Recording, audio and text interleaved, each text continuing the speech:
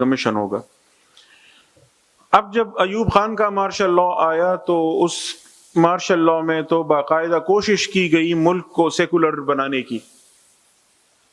اور جبر کے ذریعے ظاہر ہے بہت کچھ ہم پر مسلط کرنے کی کوشش کی گئی،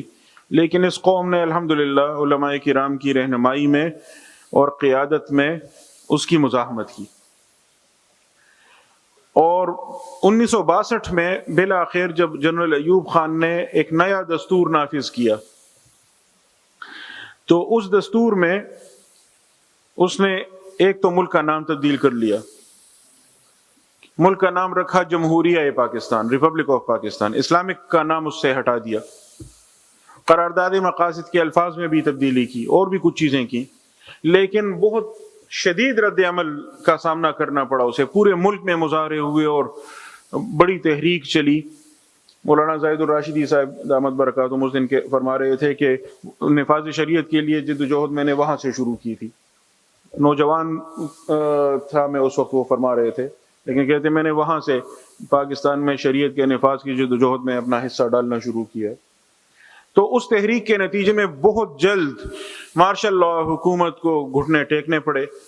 اور واپس ملک کا نام اسلامی جمہوریہ پاکستان کر دیا، قرارداد مقاصد اصل متن بحال کیا گیا اور چیزیں بھی ڈال لی گئیں۔ تو اس میں ایک کام یہ ہوا کہ ایک باقاعدہ ادارہ قائم کیا گیا جس کو نام دیا گیا اسلامی نظریے کی مشاورتی council, advisory council of Islamic ideology, اور اس کونسل کو وہی ذمہ داری دی گئی پارلیمان کی رہنمائی کی کہ موجودہ قوانین کا جائزہ لے کر بتایا جائے کہ اس میں کون سے امور اسلامی احکام سے متصادم ہیں، ان کو دور کریں، اور آئندہ کے لیے قانون سازی کن امور پر کریں، کیسے کریں۔ تو یہ کونسل پارلیمان کی مدد کرے گا۔ اب جیسے ہوتا ہے ہم سمجھتے ہیں کہ ہم یہ کر لیں گے تو یہ مسئلہ حل ہو جائے گا، لیکن جب وہ کر گزرتے ہیں تو خیر اور شر کی کشمکش تو ابتدا سے جاری ہے اور آخر تک جاری رہے گی، تو جو شر کی قوتیں ہیں وہ بھی آرام سے تو نہیں بیٹھتی۔ تو اب انہوں نے اس کونسل کو، جو ہمارا خیال یہ تھا کہ یہ کونسل سے یہ مسئلہ حل ہو جائے گا، انہوں نے اس کونسل کو اپنے مقاصد کے لیے استعمال کرنا شروع کیا، اور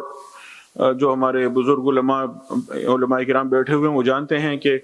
اسلامی نظریاتی کونسل نے اس دور میں جس طرح کی سفارشات دیں اور جس طرح اس کا کام سامنے آیا تو وہ تو ہمارے لیے سرے سے قابل قبول ہی نہیں تھا۔ اسلام کے نام پر یہ لوگ کیا کچھ لا رہے ہیں، غلام احمد پرویز اور اس طرح کے لوگوں کے نظریات ہم پر ٹھونس رہے ہیں، سود کے لیے جواز پیدا کر رہے ہیں وغیرہ وغیرہ۔ ایک اور مرحلہ تب آیا جب 1973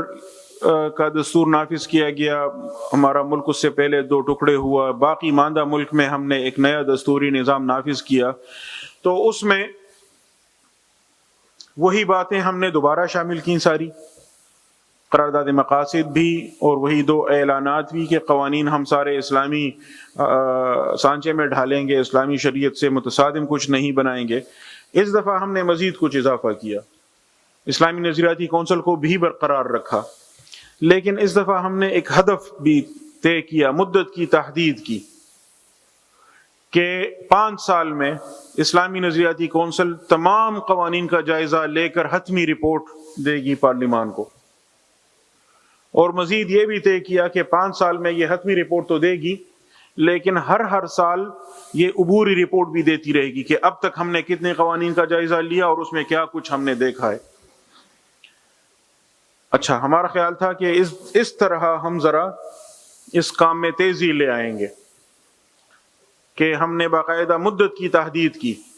کہ 5 سال میں حتمی رپورٹ دیں گے، ہر سال عبوری رپورٹ دیتے رہیں گے، 5 سال میں حتمی رپورٹ دیں گے، پھر پارلیمان اس رپورٹ کی روشنی میں 2 سال میں قانون سازی کا عمل پورا کرے گی۔ لیکن بدقسمتی سے